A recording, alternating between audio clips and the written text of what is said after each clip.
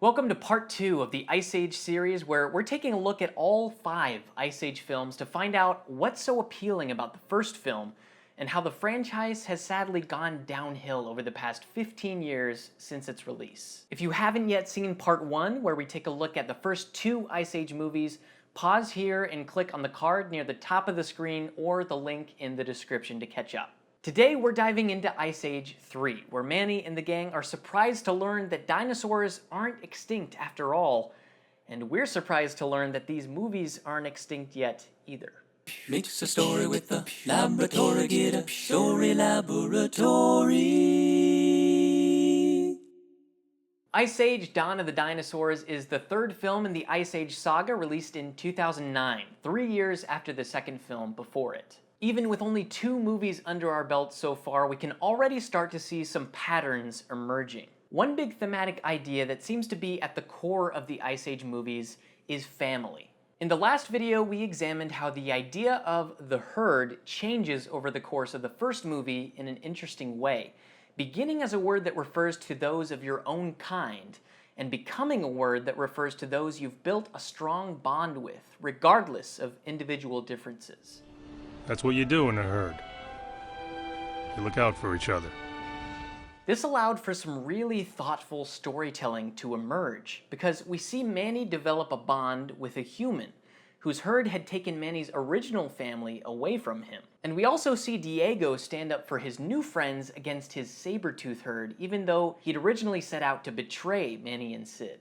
This opened the door for our central characters to experience a lot of internal change, and as Robert McKee tells us in his book, Story, the finest writing not only reveals true character, but arcs or changes that inner nature, for better or worse, over the course of the telling.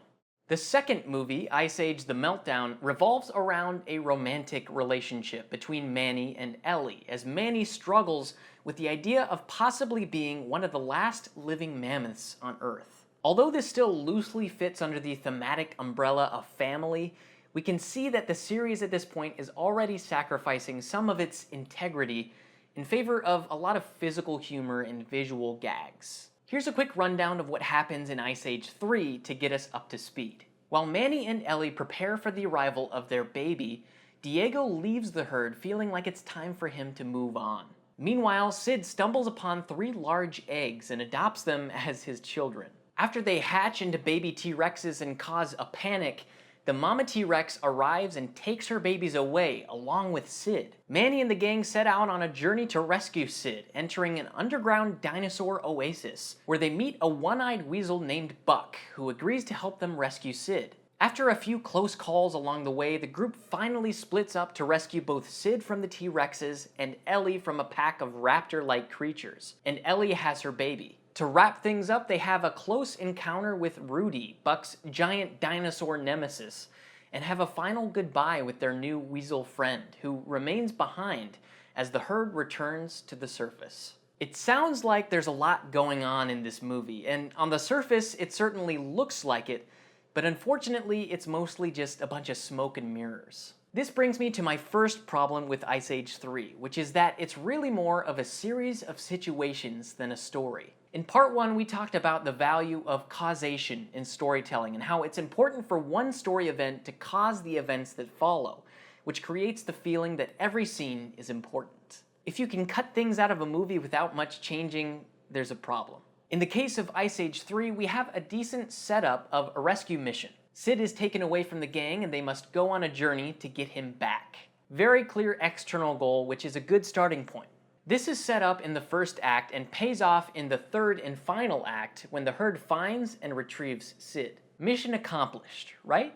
But we've skipped over what should be the most important part of any quest or on-the-road story, which is the journey on the way to the destination.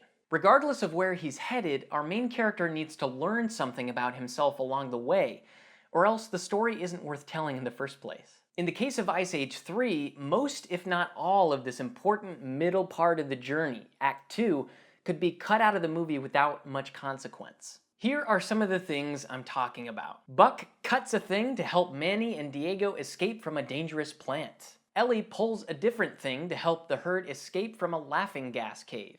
Sid plays house with Mama T-Rex. Buck tells a story about his epic battle with Rudy, a big scary dinosaur. That's most of what happens before we get to the final act where the rescue takes place. While both Manny and Sid are placed in situations that revolve around parenthood, this film's approach to the overall theme of family, they don't learn anything new or reach a change of heart by the end of the film. And so we have a series of situations trying to pass itself off as an external journey and an absence of the more important internal journey. Since both Manny and Sid, our strongest contenders for the role of protagonist, lack a sense of internal change and growth over the course of the story, it's safe to say that rather than being a story about one character in particular, Ice Age 3 is more of an ensemble piece, where we have a group of characters going on a journey together to accomplish a mutual goal. However, this leads me to my second problem with the movie. In an ensemble, it's important for every character to have a different opinion about how to solve the problems that arise on their journey. This is echoed by one of Pixar's 22 rules of storytelling, which says, give your characters opinions. Passive and malleable might seem likable to you as you write, but it's poison to the audience. Think about how this plays out in stories like Pixar's Inside Out or the Netflix original series Stranger Things. These characters disagree about almost everything, but that's where the magic happens, right? If our characters are unanimous in their choices all the time, where's the conflict? Where's the drama? In Ice Age 3, these characters support each other pretty much every step of the way, and the danger here is that some of them become unnecessary. For example, what would be lost if we removed Crash and Eddie from the story, Ellie's two possum brothers from the previous film? It wouldn't change much, right?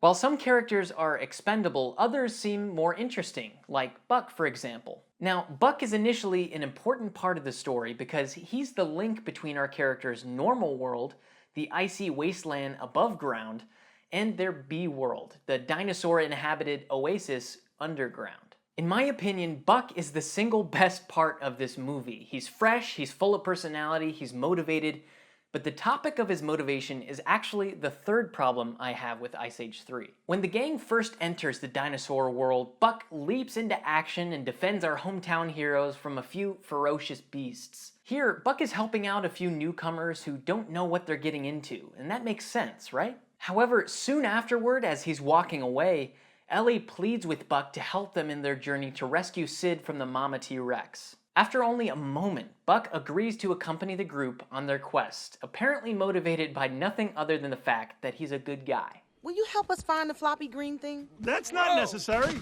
Yes, it is. All right, I'll help you.